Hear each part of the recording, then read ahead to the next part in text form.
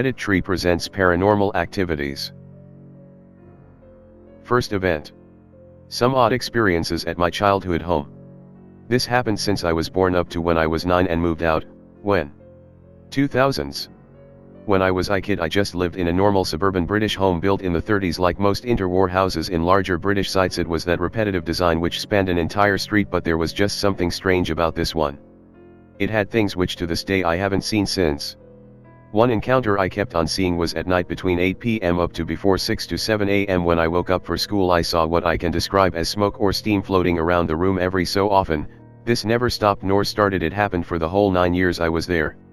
And at night I saw this odd dark black shape which was even darker than the darkness of the room itself and carried this odd white thing in its hand. I think it was a knife, but I'm not sure, and it wasn't sleep paralysis as I thought it was, because I can remember after I saw it running to my mom and crying out and sleeping with them.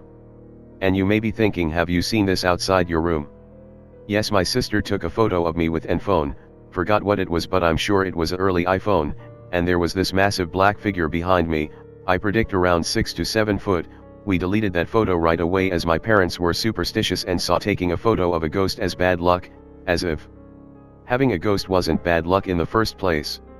Also, another minor incident that happened was after closing the door to the downstairs bathroom I heard a loud manly scream, and I mean loud. The whole house heard it too, and though I did it but I was like 5, so it couldn't have been me because it was a manly one, and it wasn't my dad because he worked long haul trucking in Europe and only came back on weekends, so it was only me, my mom and my sister, and the source of the scream is still unknown.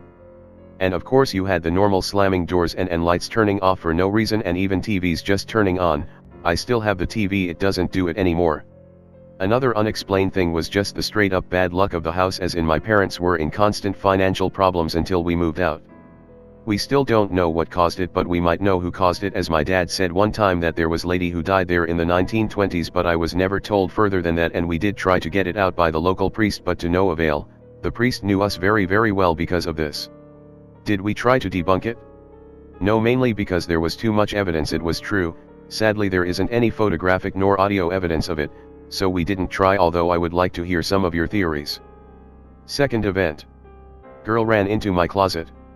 So I have recently moved into a new apartment with my girlfriend. One night we are sleeping, I wake up around 1 a.m. or so, real thirsty and wanting water. So I get up from bed, I slept toward the wall and my GF slept toward the door. As I'm walking around the bed toward the door I see what at the time I thought was my GF get up and run into the closet. It was a girl with long black hair wearing a white long t-shirt. I walked toward the closet very slowly and sort of froze as I could see it standing in there sort of staring at me. I looked back and saw my GF still in bed, so at this time I was pretty scared. I eventually made my way to the light switch next to the closet, and when I turned the light on it just seemed to disappear. I'm not really sure what it was or what happened, because I could have just been tired or still in a dream state. But I'm pretty sure I was quite awake. The girl ran with a sort of hunch and just stood in the closet until I turned the light on. Third event. Was this a warning of what's to come? I've only told this story to my family and they think it was a coincidence. It was November the 22nd, 2018. I got the Christmas tree down from the attic. I was excited to get the house all decorated for Christmas. November 22nd was a family tradition of putting up our Christmas tree. I started pulling out the branches and hanging the decorations on the tree when all of a sudden I couldn't stop the tears from coming out of my eyes. I started crying out of nowhere and I couldn't stop it. I sat down on the couch to try and gather my thoughts as to why I'd be crying. After a minute I was okay and I went to finish the Christmas tree when I started to cry again, uncontrollably, worse than the first time. I took a break, went to the kitchen and poured myself a glass of eggnog to try and calm down. I had no idea why I was crying. I don't cry willy-nilly like that, or if I am happy it isn't how I am. It was a wave of sadness and despair that washed over me and I couldn't stop it. It passed after a few more times of attempting to decorate the tree. Again, after an hour I managed to finish the Christmas tree after a few hours. My grandmother came to visit the next day. I was excited to show her the tree and to spend Christmas with her. She beamed when she saw the tree. She said it was beautiful. The whole day she was over in my house I had a feeling something bad was going to happen. The last thing I said to her was, "When will I see you again?" She hugged me and thanked me for looking after her. I left for work shortly after. The next night she was taken into hospital and suffered from a catastrophic stroke. She was left for over 10 hours. My granddad had assumed she was just tired and let her sleep in without waking her. It was only when my aunt tried to wake her up she was unresponsive. She was taken into hospital, had 3 operations and was in a coma for 3 weeks. Me and my family spent all day and night in that hospital in the ICU family unit room. Christmas adverts playing Christmas songs that normally make me happy just meaning absolutely nothing. It was unbearable. I came home to get some sleep. I took one look at the Christmas tree that my grandmother admired and I broke down. I was so excited one day ago for Christmas and spending it with my grandmother and family. I kept having dreams of holding her hand, asking her to wake up. On December 8th was when the hospital said there was nothing more they could do for her and turned off her ventilator. She had no brain activity. She died after 24 hours of them switching it off. Driving home from the hospital with my family, we could see families putting up their Christmas decorations through the windows and Christmas lights up in every house I went past. Christmas meant nothing without my grandmother. She was the best part of it. The rest of December was very hard and emotional. Was me getting upset putting up my tree a sign of what was going to happen? It really makes me think it was a sign of some sort.